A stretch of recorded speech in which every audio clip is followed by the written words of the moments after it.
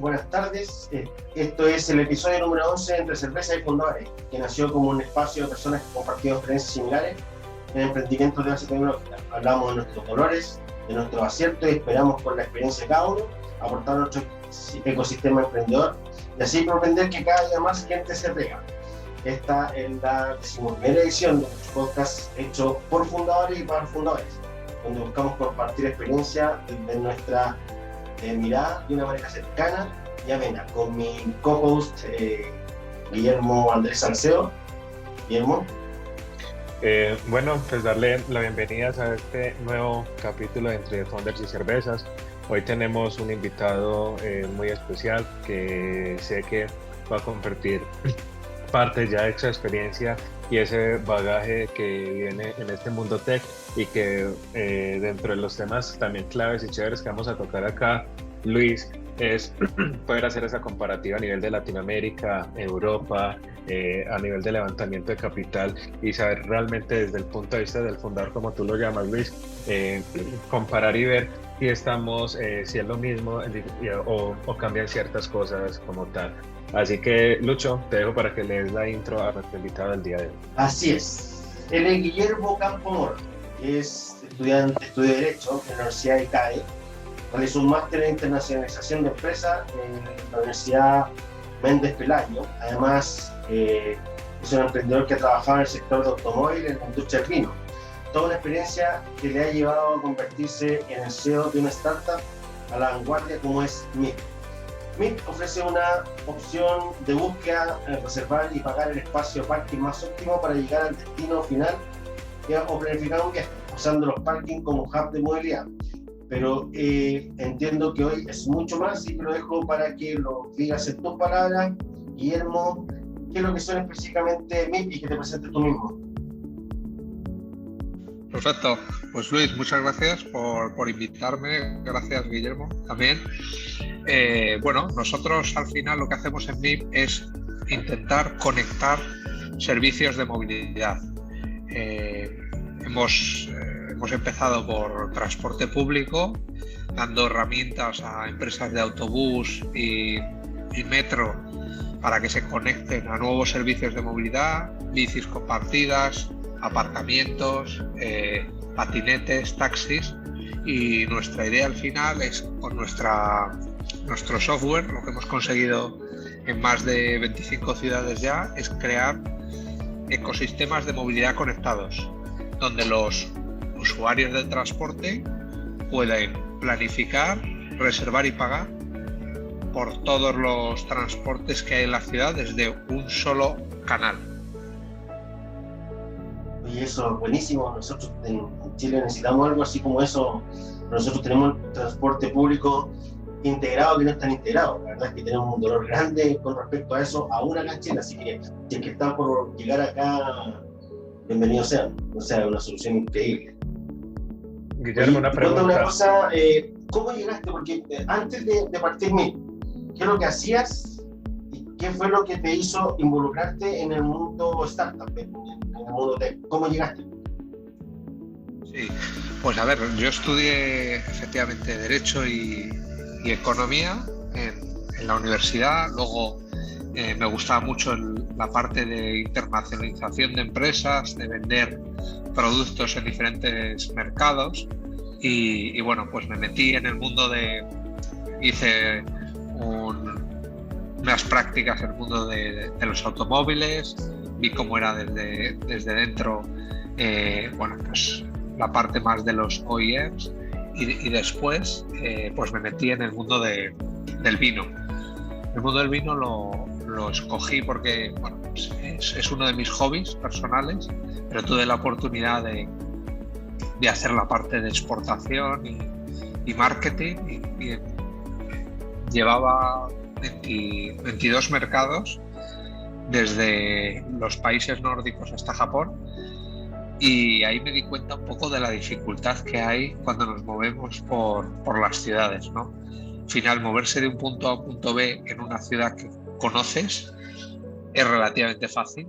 No todo el mundo se mueve de la manera más eficiente en la que podría moverse por falta de información y falta de información sobre todo en tiempo real, pero eso se complica muchísimo más cuando es una ciudad a la que no conoces o vas de negocios. La mayoría de la gente opta por ir en taxi o otras plataformas como Uber.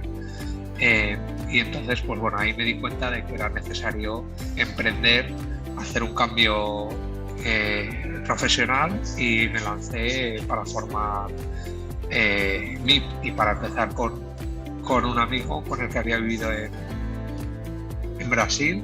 Estudiamos cosas parecidas y bueno, él estaba metido en el mundo de las startups y ahí empezó MIP. La experiencia del mundo startup la traía Borja Fernández Acero como socio. Borja fue el tercer socio.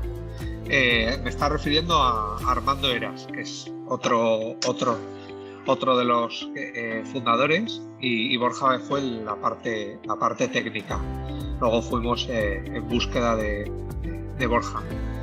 Pero sí, Armando fue al que llamé para intentar empezar el proyecto. Oye, y él me cuenta una cosa.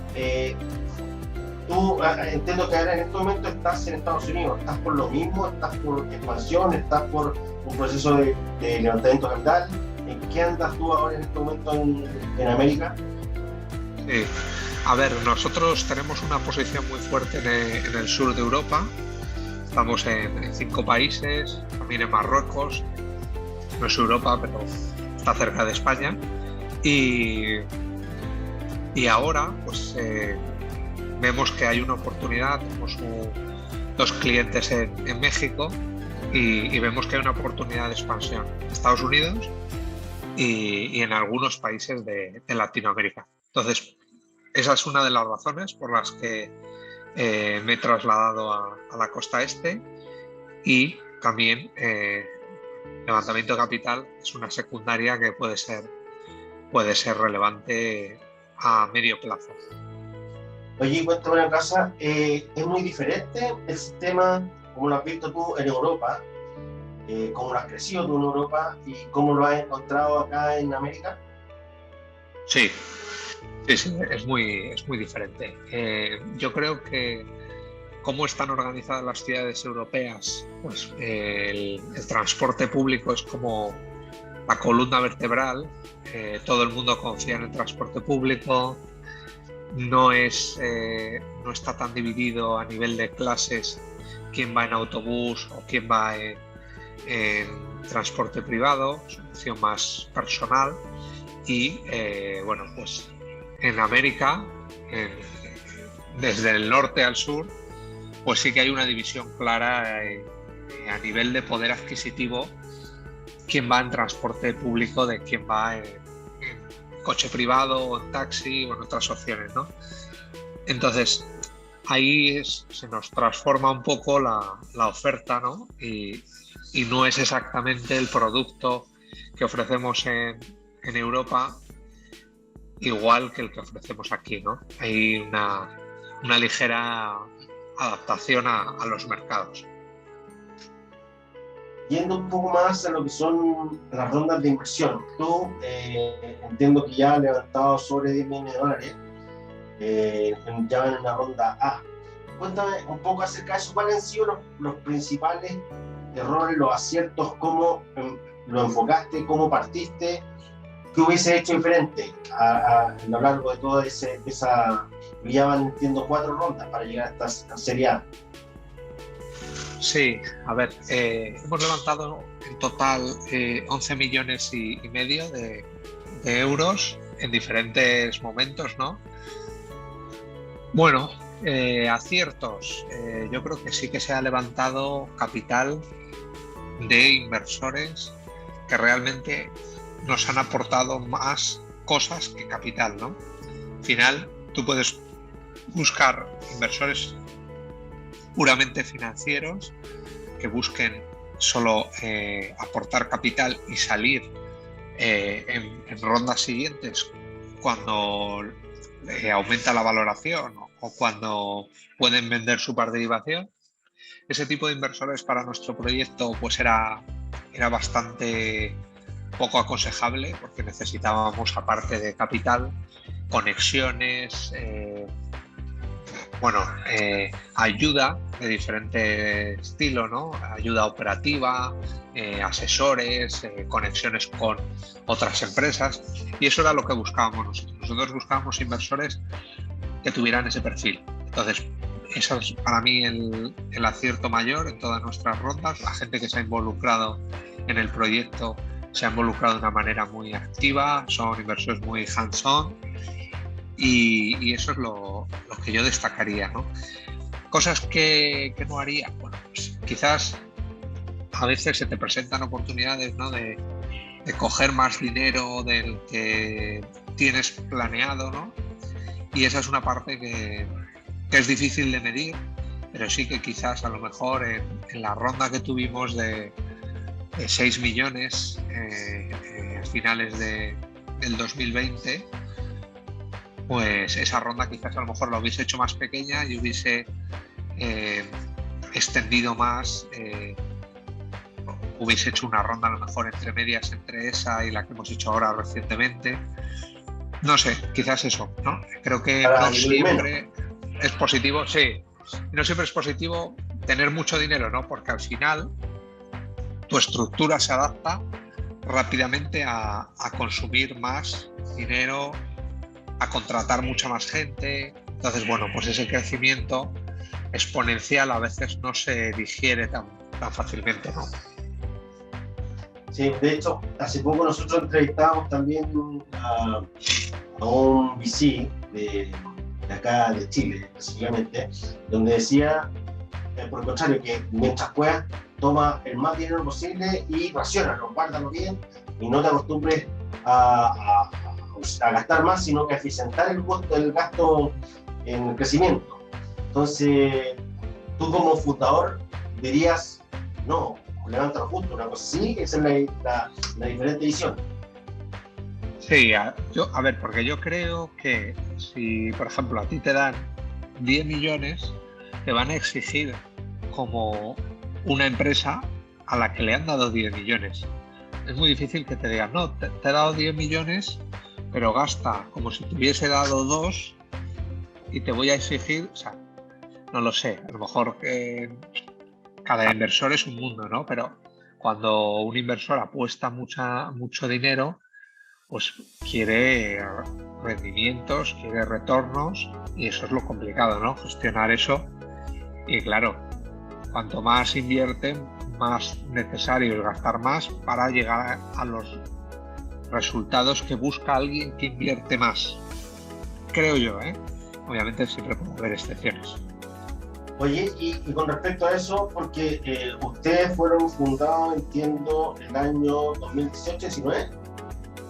Sí, finales del 17, principios del 18. Ya, porque entonces ustedes les pidió la ronda durante el periodo de esta burbuja, luego el 2021, ¿no?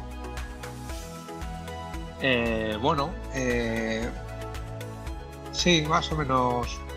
Hemos tenido varias. Tuvimos una en el 18, otra en el 19, finales del 20. Ahora hemos tenido una. Nos han pillado todo. No gastaron. Sí, el 21 y 22 fue cuando gastamos lo de la ronda del 20, finales del 20. Ah, buenísimo. Oye, ¿y le ha afectado de algún modo la cautela que están tomando los VC luego de esa burbuja, principalmente en Europa? ¿Les ha afectado de algún modo? Sí. Ahora, la última ronda, que ha sido la más difícil de levantar, pues es eso lo que nos ha afectado, ¿no? En el timing de levantar capital. Ahora yo creo que sí que el mercado está bastante pues, tranquilo o receloso de nuevas opciones. No sé, ahora es cuando es más difícil, yo creo, levantar capital. Está duro. La verdad es que nosotros pensábamos en un principio que era algo más local, pero ha estado leyendo reportes y todo lo demás a nivel mundial, todo más ralentizado. Entonces esto ha afectado mucho a los fundadores nuevos, que están partiendo sobre todo. Y de hecho, a raíz de lo mismo quería preguntarte cómo fueron tus rondas iniciales, más que las de ahora, las iniciales? Porque me imagino que empezaste con instrumentos convertibles o con safe de esa manera, o fue equity desde un principio. No, justo, fíjate, he hecho un camino un poco más raro. Ahora he tenido en la última ronda un safe, y la primera ronda fue equity directamente. Yo creo que los inversores que vieron la oportunidad, pues les pareció directamente que tenía un encaje estratégico con lo que ellos hacían. Estaban totalmente convencidos porque yo creo que habían analizado otras opciones que hacían cosas similares, y les encajaba, y fue equity directamente. La primera ronda fue de $500,000, nada más empezar, y bueno, pues nos sirvió para construir el prototipo, ¿no? Y el dolor en la dilución de las primeras rondas siendo equity, porque usualmente todo el mundo dice que las primeras rondas, o sea, en cada ronda te piden entre un 15 o un 20%, entonces entregar comparativamente las rondas porque tienes tanto equity por poco dinero, ¿cómo lo afrontas? ¿Cómo lo ves? Sí, bueno, eso justo es una de las claves, ¿no?, de las rondas. Cuando oyes, tras pasados los años, que la mejor ronda es la que no se levanta, ¿no? pues es verdad, claro. Pierdes poder de decisión, propiedad, claro. Es difícil, ¿vale? Pero claro, yo al final hay que analizar también desde otro punto de vista que yo creo que no se habla mucho, ¿no? Es decir, el emprendedor que quiere tener mucho capital para hacer lo que él quiera, o para tener mucho dinero cuando haga un exit, ¿no? O quiere que el proyecto salga adelante independientemente del rendimiento económico, ¿no? Yo quizás estoy más en lo segundo. Sabía que nuestro proyecto era un proyecto muy difícil. Seguimos intentando convencer a mucha gente en un sector muy tradicional, un sector en el que las cosas no funcionan del todo como deberían funcionar, pero da igual porque tiene unos límites de rentabilidades económicas y unos límites estructurales muy potentes. Entonces, con esas cartas, que es el juego en el que jugamos, pues a mí lo que me interesaba era que saliese adelante el proyecto. Entonces solo podía salir adelante con una inversión muy potente de capital con la que yo no contaba, ¿no? Entonces se presentan los inversores y bueno, pues la opción es: ¿quieres que salga esto adelante, sí o no? Y ahí es un poco, es duro, como bien dices, pero es necesario. Si no, habrá que montar otra cosa que necesites mucho menos capital y a lo mejor tiene muchas menos implicaciones, ¿no? Pero con el conocimiento y la experiencia que ya trae en el hombro hoy, ¿lo habría hecho diferente la ronda inicial? No lo sé, yo creo que no, ¿eh? Es muy difícil decirlo, ¿no? Porque siempre tienes la duda de si te has gastado demasiado capital en desarrollos, en nuestro caso todo desarrollo de software, o no. Sí, hombre, te das cuenta de que hay ciertos puntos en los que podrías haber ahorrado, pero a día de hoy sería casi irrelevante. Lo que me he gastado en desarrollo lo podría haber hecho un 10 o un 20% más barato, sí, pero ese 10 o 20%, ¿qué supone, no? Pues nada. Pero mirado desde el punto de vista de la ronda lo hubiese hecho diferente, hubiese hecho un safe de entrada para diluir los costos en la primera ronda. La forma de inversión, no creo. Nosotros queríamos lo más sencillo. Por ejemplo, los safe en derecho español no son tan comunes. Entonces tienes que los departamentos legales que intervienen en la operación, pues tienes que gestionarlos. Es difícil. O sea, no es el ecosistema inversor español no está tan influenciado por el americano. Sí que utilizan todas las mismas palabras, pero no saben el alcance legal en caso de conflicto, ¿no? Que es al final Entiendo que sigue siendo más simple el americano. Sí. Ya. Ahí Y la tengo siguiente una ronda que pregunta. estás preparando, perdón, dale. Bien. Ahí tengo una pregunta, Memo. Pues acá no sé, te podemos decir Memo, ¿verdad? Sí, ya estoy acostumbrado. Dale, Memo, una pregunta.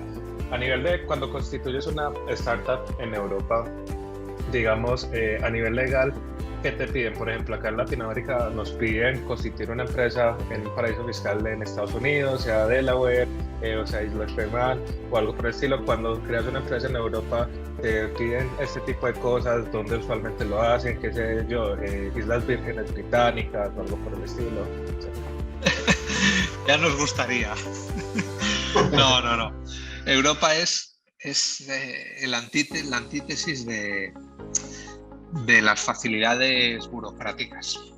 En cada país donde vayas a estar, tienes que estar totalmente metido hasta las cejas en el país, ¿vale? Si tú tienes tus oficinas y la mayor parte de la gente en España, todo por normativa española. Si la tienes en Francia, ¿no? Hay una especie de competición entre los países europeos por quién se lleva la startup, ¿no?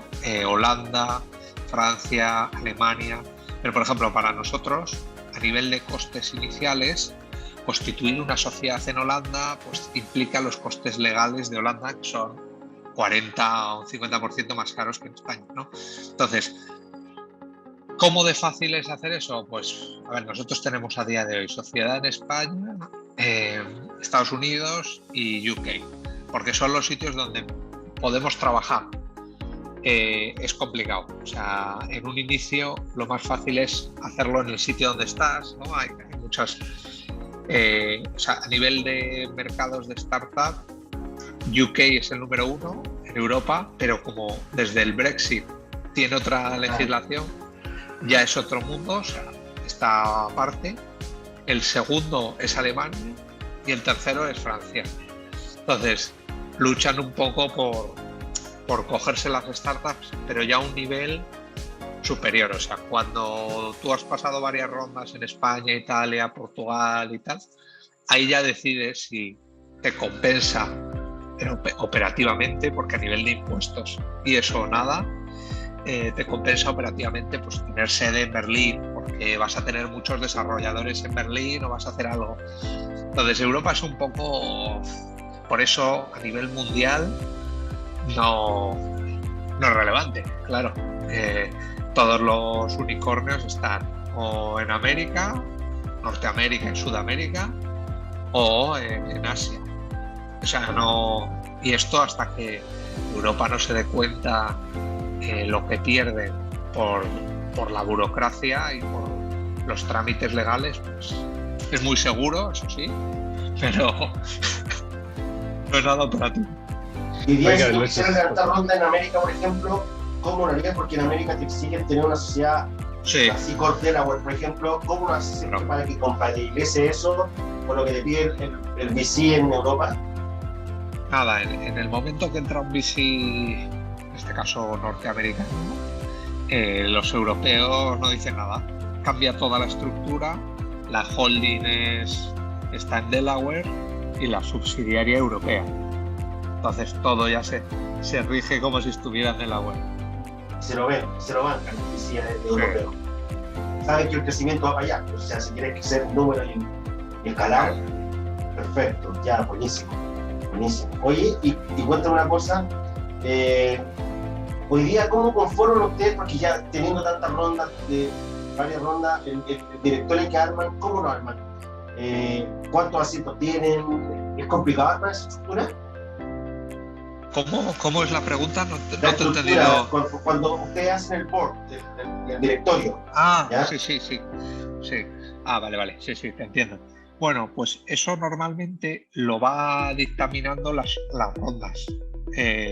Ahora, a día de hoy, el board está conformado conforme a la última ronda de capital. Si ha entrado alguien nuevo, pues pone alguna alguna novedad, ¿no? O pone algún consejero o alguien observador, depende un poco de las cantidades que aporten. Pero bueno, tenemos un board, conservamos más o menos el mismo board desde 2020, así que bueno, ya nos conocemos todos.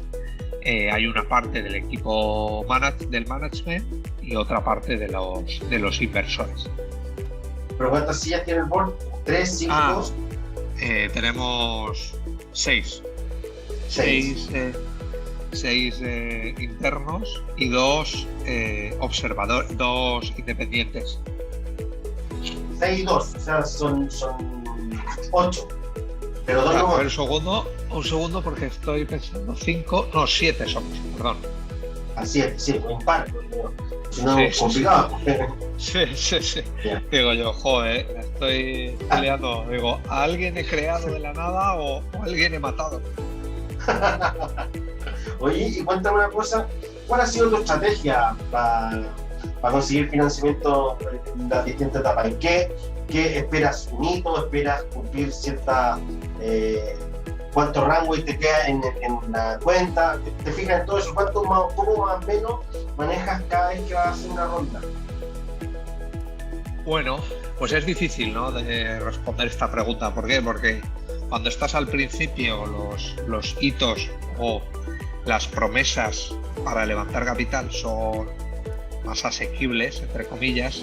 A ver, más asequibles las veo ahora, ¿no? En su momento las veía igual de difíciles que las de ahora, ¿no? Pero bueno, lo que pasa es que yo creo que cuando vas haciéndote mayor, como quien dice, pues tu rango de error tiene que ser menor. Eso es la parte difícil, ¿no? Si yo me comprometo, yo que sé, a facturar 4 millones el año que viene, pues no puedo facturar 3, tengo que facturar o lo más cercano a 4 posible. Claro, entonces antes, cuando estás en estadios inferiores, pues sí que es verdad que patinábamos más, ¿no? Nos desviábamos, el rango de error era mayor. La estrategia siempre ha sido tener un business plan bastante conservador, eso sí, están todos los...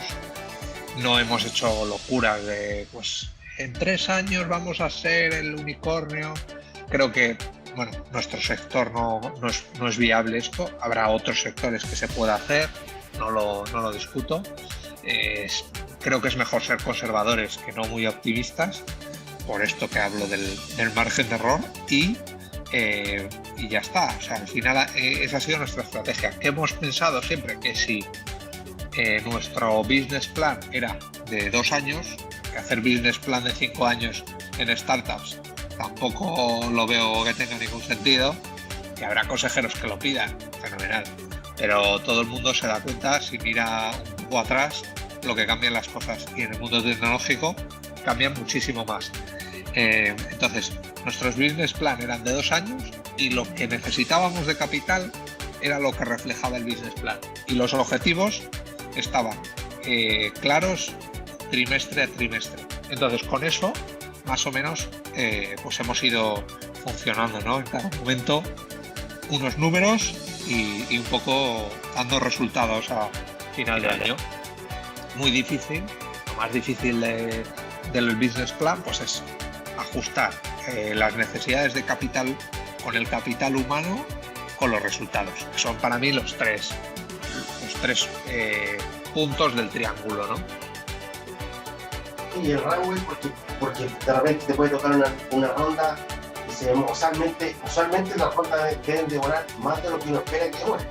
Entonces, sí, si tú antes de iniciar una ronda te preparas ya, puedes tener 6 meses de caja, 12 meses de caja, y demoras 14, 15, 16, 18, lo que sea, me imagino que afecta el desempeño y el desarrollo de la ronda y del funcionamiento mismo de la startup. ¿Cómo lo maneja eso?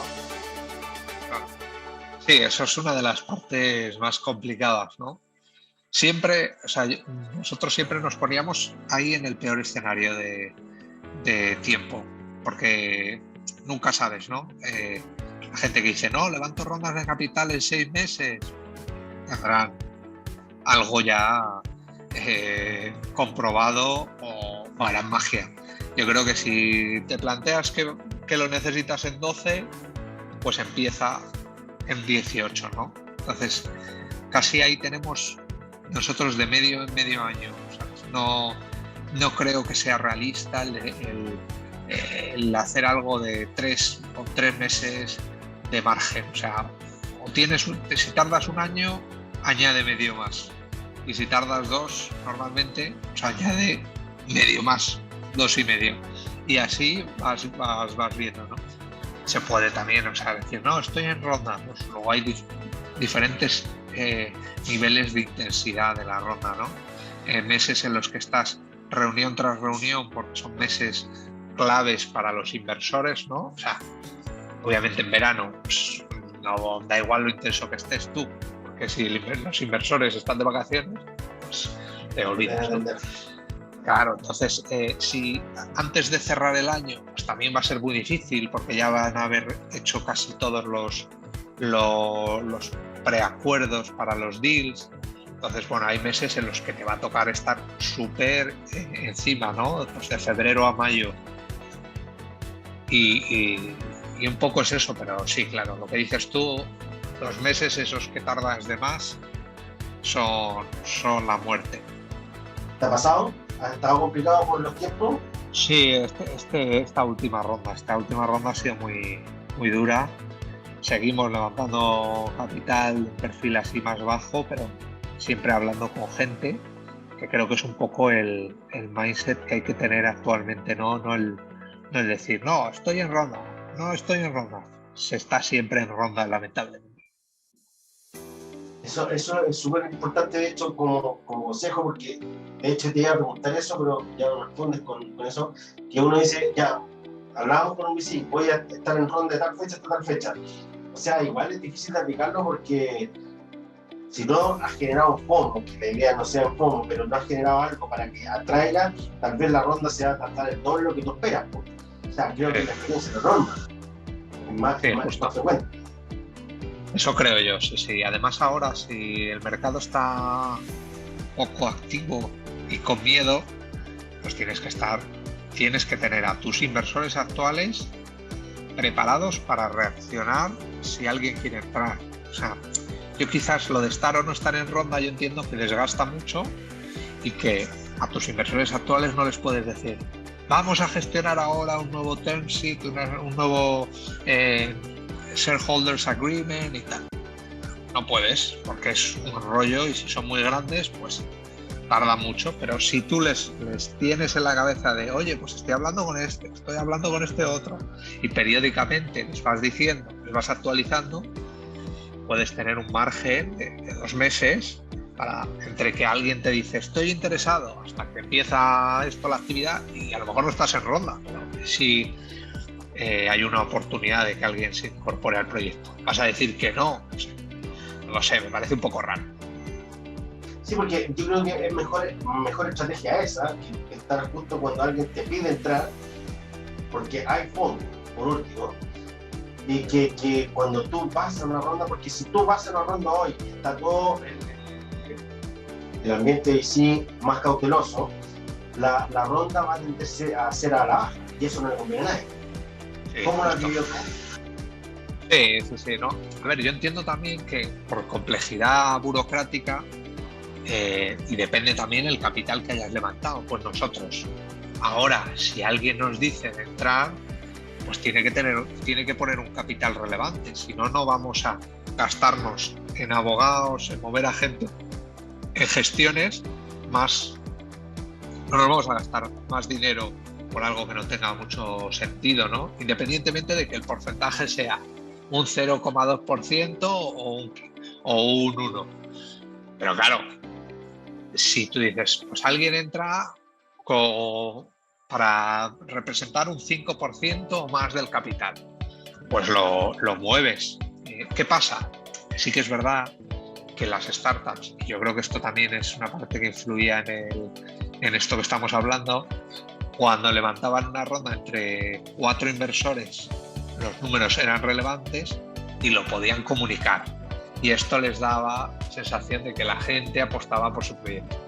Yo creo que eso es una mentalidad de hacer startups para levantar capital. Mientras que, en mi opinión, lo que hay que hacer es startups para que funcionen los productos de las startups, los servicios. Que eso es un poco lo que parece que se nos ha olvidado, ¿no? Es decir, yo he levantado 200 millones, pero cierro la semana que viene. Pues qué bien, ¿sabes? Vale, muy bien. Has aprendido a levantar mucho capital. ¿Qué producto, qué servicio estás dando, no? Estamos viendo ahora, por ejemplo, en Europa, lo que ha pasado con todas las empresas estas de express delivery, de entregas de comida en 15 minutos, del supermercado y tal. Todas entraron de todos los sitios, ¿no? De todos los sitios de Europa había como 5 o 6, ya no queda ninguna en España. Ninguna de las de 3 que recuerdo que entraron, ¿no? Y habían levantado pues 400, 800 millones. No, joder, es que no parece que hayan montado una empresa para lanzar un producto o un servicio. Parece que han montado una empresa para levantar capital, capitalizar y cerrarla. Bueno, no sé. No, de verdad es que es un tema, pero justamente hoy día está justamente el escenario contrario al que está en el 2021, donde uno llevaba un PowerPoint y levantaba 100 millones de dólares. Hoy día un poquito se está normalizando, pero creo que en algún punto podría estar sobreactuando para tomar una mejor posición. Que te dicen, no, aquí ya estamos cautelosos, así que, y te valoran menos. Entonces, creo que se ha generado un equilibrio, pero que en este momento está un poco en perjuicio de los fundadores. No sé cómo lo es, porque hoy día todos dicen, no, ya no estamos en la ronda del 2021, pero también te lo valoran mucho, muy poco. Ya, sí. A ver, no sé, yo creo que estamos ahora, sí es verdad, en el otro extremo y que hay que ser un poco consecuentes, ¿no? O sea, el mismo inversor que ponía, yo qué sé, múltiplos locos de valoración, ahora lo que no puede es valorar por EBITDA que no tienen las startups, ¿sabes? Entonces yo creo que, bueno, pues cada uno hará su análisis de conciencia y verá, ¿no? Pero yo creo que si el producto es novedoso, si puede haber un cambio en el mercado o no, es lo que hay que valorar. Si el cambio en el mercado, por cómo está el mercado actual, pues es necesario que pase en 10 años, pues a lo mejor es una inversión que no se debe hacer ahora. Pero si el cambio en el mercado va a pasar o está pasando ya, pues yo creo que los inversores tienen que apostar por ello y tienen que ver que meter el dinero en este tipo de inversiones es mejor que no meterlo en ningún sitio, que ese es otro problema que tienen ahora, ¿no? Que llegan y le dicen a los LPs, pues no he invertido todo tu dinero. Pues entonces no estás haciendo tu trabajo como inversor, ¿no? Bueno, creo yo, no sé. Entonces, creo que hay que apostar por proyectos que encajen en la lógica del mercado actual. Que a lo mejor la lógica del mercado actual no es a nivel de productos y servicios. No es la que había en 2020, 2021. Pues vale, pero hay cosas que funcionan, ¿no? Cosas que la gente está consumiendo, que la gente se está dando cuenta. Oye, pues por ejemplo, pues sostenibilidad, pues claramente es una tendencia al alza. En movilidad, ¿qué es lo que hacemos nosotros? Pues electrificaciones de flota, vehículos autónomos. Hay mucha innovación que se está llevando a cabo. Oye, cuéntame una cosa, no sé si lo has escuchado, porque acá todavía se habla mucho de que lo que hablábamos un poco recién, levanta lo mínimo posible hasta tu siguiente hito. Yo siempre he cuestionado y me gustaría ver tu punto de vista como fundador, porque usualmente dicen, claro, levanta lo mínimo posible, pero claramente un VC que va a entrar en una ronda tiene súper claro cuál es la mínima parte que va a tomar. Entonces tú dices, Sí. levanta lo mínimo posible, a lo mejor yo necesito 1 millón, pero ese millón yo quiero el 10%, y no te dan el 10% por $1 millón, por ejemplo. Entonces, ¿cómo lo ves tú desde ese punto de vista?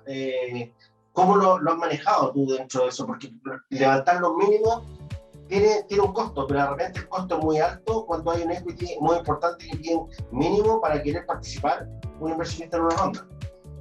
Ya, sí, ahí yo creo que el emprendedor tiene que valorar lo que aporta el inversor. Si lo miras con números puros, pues al final pues vas a tener un business plan, vas a tener unas necesidades de fondos, tú como emprendedor, y vas a decir, oye, pues esto me merece la pena perder X% de la propiedad, ¿sí o no? Esa es la única respuesta a nivel casi matemático, ¿no? Pero yo creo que sí, que va a haber inversores que los puedas ver un poco más a largo plazo, que yo creo que esos son los más interesantes, ¿no? Es decir, no el típico que ya ves que está haciendo un mega esfuerzo por entrar en la ronda, porque ya la siguiente ronda no le va a encajar para nada ninguno de los planteamientos. Entonces, ese inversor, pues a mí me da igual que me diga, yo entro por el 1%, porque no va a servir para nada. O sea, me va a servir ahora y dentro de 1 año y medio o de 2, no. Entonces dices, joder, 2 años y ya tienes que hacer toda la dinámica de que salga uno entre otro, que es un coste añadido a una ronda. O sea, yo lo veo que ahí se pierde un poco de perspectiva, ¿no? Es decir, oye, ¿o qué? ¿O meto a alguien por meter y que se vaya luego diluyendo, que se diluya un inversor y que no meta más capital en las siguientes rondas? Significa también, en algunos inversores, no en todos, pérdida de interés, ¿sabes? Entonces dices, joder, pues voy a meter a uno que en 1 año y medio le va a interesar un 20% menos esto. Pues a lo mejor no tiene sentido. Entonces hay que valorar muchas cosas. Eso es, yo creo, de la parte más difícil en las rondas de inversión, y hay que verlo caso a caso. ¿Cuáles son los próximos hitos de tu ronda de inversión? Cuando me decías recién que siempre está en ronda, pero ¿tienes algo concreto en el corto plazo para expansión, para desarrollo? ¿Qué es lo que estás viendo? Pues estamos muy centrados en la parte operativa. Sí que nos gustaría llegar lo antes posible a break-even, que es muy complicado, pero bueno, tenemos ahí una ventana de oportunidad que la vamos a luchar, muy centrados en facturar, no tanto en levantar capital, siempre abiertos a nuevos partners que puedan tener un sentido trabajar juntos a nivel también como inversores, y lo que estamos es muy centrados en poder llevar nuestra solución a distintos países. Bueno, en nuestro caso va a ser más ciudades latinoamericanas que tengan pues necesidades a nivel de transporte. Sé que todas tienen, ¿no? Pero, y no solo en Latinoamérica, sino en Europa, pero sí que necesitamos proyectos que tengan sentido estratégico, ¿no? O sea, no vamos a ir, hemos tenido varias oportunidades que no hemos cogido porque requiere muchos recursos, mucha adaptación, adaptación cultural, ¿no? De dinámicas de trabajo difíciles de enganchar, y que bueno, pues vamos a ir al proyecto país o ciudad que tenga sentido, y en esas estamos. Momentos de ya, como decía al principio, acá en Chile estamos muy carentes de eso, nos falta ayuda en ese sentido. Sí, en Chile hemos hablado justo en Chile hemos hablado con muchos players relevantes, desde empresas de hidrocarburos hasta empresas de ITS, de tecnología del transporte, pero todavía no se nos ha planteado el proyecto que digamos, oye, esto nos compensa, ¿no? Nos compensa por costes, por también por estratégicamente, ¿no? Montar proyectos, muchos, muy pequeños, no tenemos todavía la estructura como para poder hacer eso si encima le añadimos la complejidad de nuevos mercados, ¿no? Entonces, estamos trabajando, estamos viendo opciones actualmente activamente en Colombia, México y Brasil, que obviamente son los mercados más grandes, pero estaríamos encantados de poder hacer algo en Chile. Y del ecosistema de startup, ¿qué es lo que más te gusta y lo que menos te gusta de esto? ¿Cómo lo ves tú? Lo que menos me gusta son las rondas de inversión. Creo que es un rollo es necesario, pero demasiado doloroso, creo, para lo necesario que es. Y lo que más me gusta es pues el dinamismo, la industria más allá de tu propia industria, ¿no? O sea, todo el concepto del emprendimiento, de hablar con gente, charlas como la que estamos teniendo, intercambiar puntos de vista. Creo que la parte innovadora, que es transversal a muchas industrias, que es lo que es el emprendimiento, ¿no? El emprendimiento es innovar en cómo hacer las cosas, no solo en productos, sino en cómo se hacen las cosas, ¿no? Cómo se llegan a los resultados finales. Creo que esa es la parte más interesante, ¿no? Buenísimo. Una de las cosas que a mí me gusta también a mí de todo este tema es el networking, de la misma manera en que nosotros nos conectamos y tener la disposición de hablar y de transparentar experiencias que sirven para todos los que vienen de echar nuestro. Yo lo encuentro increíble, lo que me gusta de este ecosistema. La ronda todavía no parto porque justamente estamos en lo mismo que estábamos nosotros conversando hace un rato. Estamos viendo el tema de en qué momento, cuánto, que tengo mucho, que tengo productos, nosotros tenemos productos ya, entonces siempre ese es como la gallina, bueno, ahí, entonces ha sido un poco complicado, pero como tú decías, recién también es necesario, o sea, como para que huele hay que entregar más y después, no sé, ajusta. Sí, es lo más difícil, yo creo que en el camino del emprendedor, cuando empiezas a entregar parte de lo que tú creaste de la nada. Entonces, eso es como difícil. Oye, y cuéntame una cosa, ¿qué consejo te hubiese gustado recibir? Como para que la gente que nos escuche diga, chuta, eso, ya lo vivió, Guillermo ya lo vivió, y me hubiese gustado recibirlo porque no hubiese cometido este error, por ejemplo. Sí, a ver, yo que ahora en Estados Unidos veo un poco cómo es el perfil de los mentores. En España, pues lamentablemente hay menos alternativas, y ahí justo entra lo que dices, ¿no?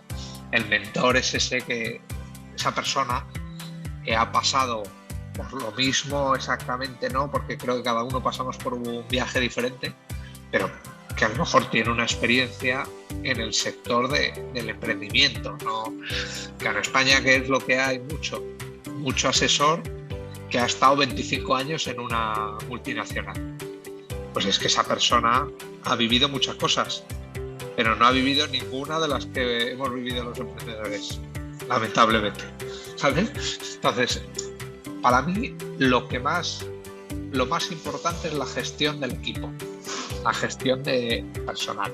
Entonces, a mí me hubiese gustado recibir ciertas indicaciones de, oye, que sepas que si montas un equipo es mejor estructurarlo así, es mejor tener cuidado con esto, oye, ojo, cómo haces esto, porque esto te puede venir como un efecto boomerang después. Entonces, consejos en la parte de recursos humanos o talento, o llámalo como quieras, gestión de personas, son los consejos que a mí me hubiese gustado recibir, ¿no? Fundamentalmente en cómo gestionar pues todo, ¿no? Desde los distintos canales de comunicación, formales e informales, dinámicas de equipo,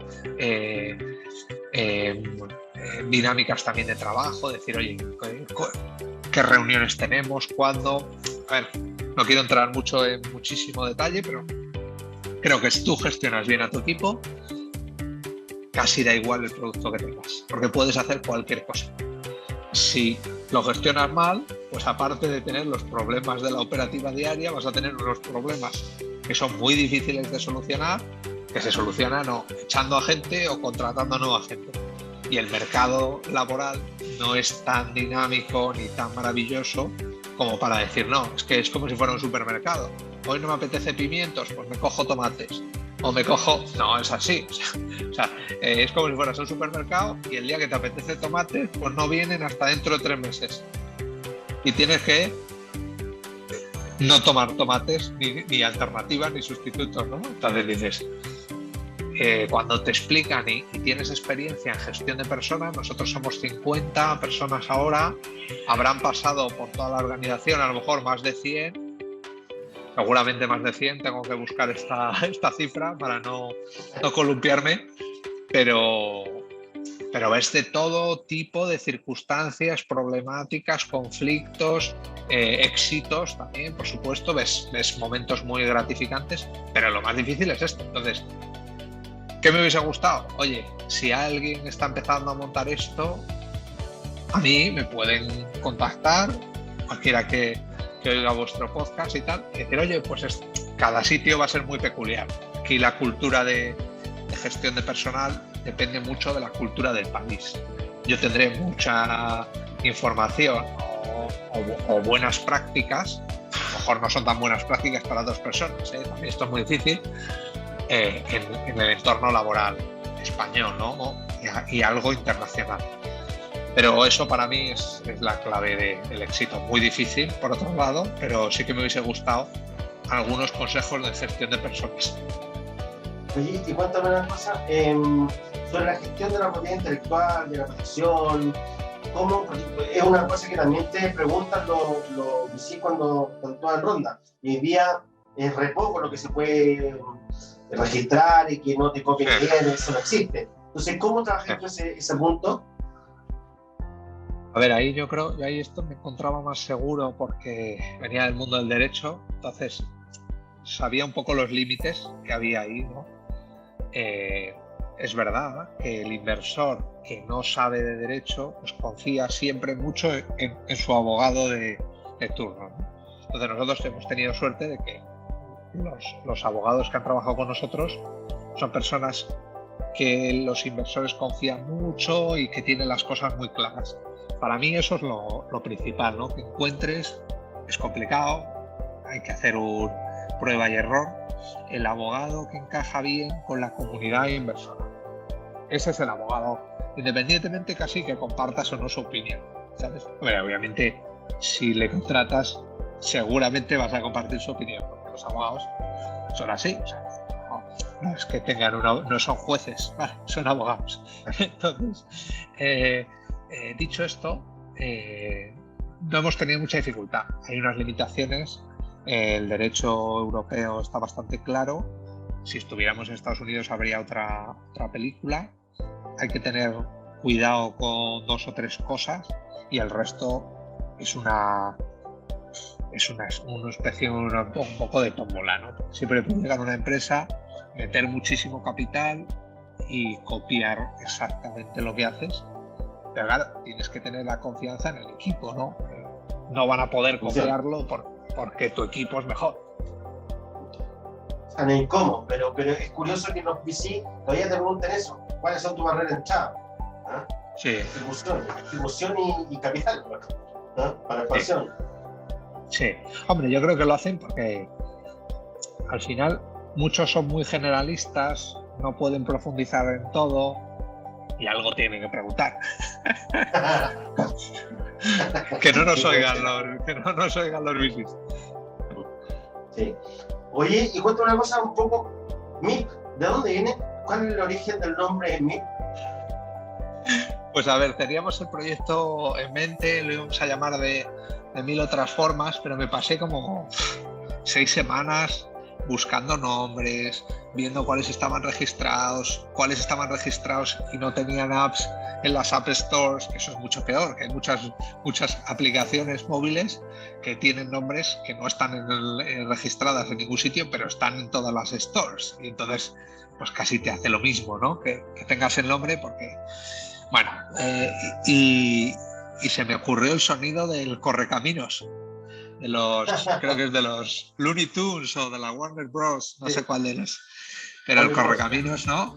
Cuando corre por ahí, pues el sonido, que es el Mip Mip famoso, pues ese fue el y bueno, pues lo cogimos, lo registramos y ahí está. Buenísimo. Oye, ¿algún fundador que tú creas que sería bueno que conociéramos y que nos traspasara también o compartiera la experiencia, que un crack también como para poder entrevistar en la charla del podcast o VC? Sí, fundador. Te voy a dar una fundadora que, bueno, tiene una startup que están empezando, están haciendo cosas muy chulas. Ella es una tía que ha hecho 1000 cosas, muy polivalente, y yo creo que os puede encajar. Hace, bueno, pues con ONGs, un sector muy diferente al mío, pues, ONGs con NFTs, bueno, cosas muy, muy chulas, muy especiales. Ella es Carlota de Lázaro y seguro que se anima. Le diré que te pondré en contacto. También, Guillermo. Sí, te daré el contacto y habláis y seguro que se anima a contaros por dónde está ella, el estadio, las cosas que ha hecho para llegar, que ya ha hecho mil movidas y está en un estadio muy anterior, pero yo creo que es importante ver diferentes perspectivas. Eso también. Buenísimo. Oye, Guillermo, y además está decirte que si andas por acá, por Chile, o incluso por Colombia, bienvenido sea, nos contactas para recibirte, apoyarte y ayudarte en lo que sea. ¿Ah? Pues sí, a ver si viajo pronto por esas latitudes. Me pilla siempre un poco lejos Chile, pero tengo ganas de visitar. Sí. Somos el país más lejano a todo. Pues sí, pero tengo ganas de hacer una visita, así que os avisaré seguro. Si estáis por aquí, sí, pues igual. Agradecido, encantado de apoyarte en lo que sea por estos lados. Y bueno, sigamos en contacto. Y esto ha sido Guillermo Rampo Amor. Agradecido a todos y será hasta un próximo capítulo. Gracias, Guillermo. Muchas gracias. Gracias a vosotros. Un abrazo, que estén bien.